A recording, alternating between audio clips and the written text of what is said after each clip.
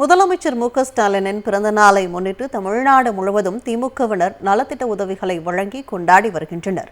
நெல்லை கிழக்கு மாவட்ட திமுகவுக்குட்பட்ட ராதாபுரம் மேற்கு ஒன்றிய செயலாளர் ஜோசப் எல்சி தலைமையில் ராதாபுரம் பேருந்து நிலையம் அருகே கேக் வெட்டி உற்சாகமாக முதலமைச்சரின் பிறந்த நாள் விழா கொண்டாடப்பட்டது. முன்னதாக பேருந்து நிலையத்தில் உள்ள முத்தமிழ் அறிஞர் கலைஞரின் சிலைக்கு மாலை அணிவித்து மரியாதை செலுத்தப்பட்டது. தொடர்ந்து அப்பகுதி ஆட்டோ ஓட்டுநர்கள், தூய்மை பணியாளர்களுக்கு சீருடை உள்ளிட்ட நலத்திட்ட உதவிகள் வழங்கப்பட்டன.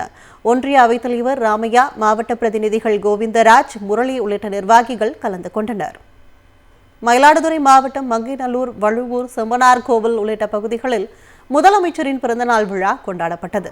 குத்தாலம் கிழக்கு ஒன்றிய செயலாளர் மங்கை சங்கர் தலைமையில் மங்கைநல்லூர் கடைவீதியில் திமுகவினர் பட்டாசு வெடித்தும் பொதுமக்களுக்கு இனிப்புகள், மரக்கன்றுகளை வழங்கி கொண்டாடினர். வழுவூர் கிராமத்தில் முத்தமிழ் அறிஞர் கலைஞரின் உருவ சிலைக்கு வழக்கறிஞர் அணி மாவட்ட அமைப்பாளர் பிரபாகர் தலைமையில் திமுகவினர் மாலை அணிவித்தனர். செம்மனார் கோவில் கடைவீதியில் ஒன்றிய செயலாளர் அன்பழகன் தலைமையில் திமுகவினர் பொதுமக்களுக்கு இனிப்புகள் வழங்கி கொண்டாட்டத்தில் ஈடுபட்டனர்.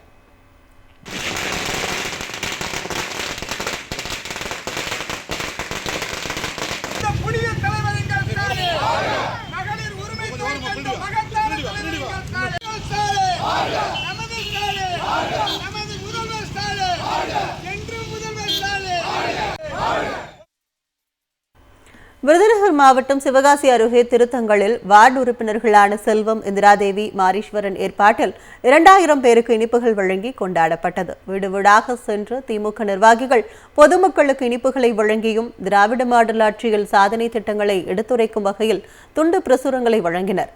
மாவட்ட பிரதிநிதி ராஜேஷ், வட்ட செயலாளர் சென்றாய பெருமாள் உள்ளிட்ட திமுக நிர்வாகிகள் கலந்து கொண்டனர்.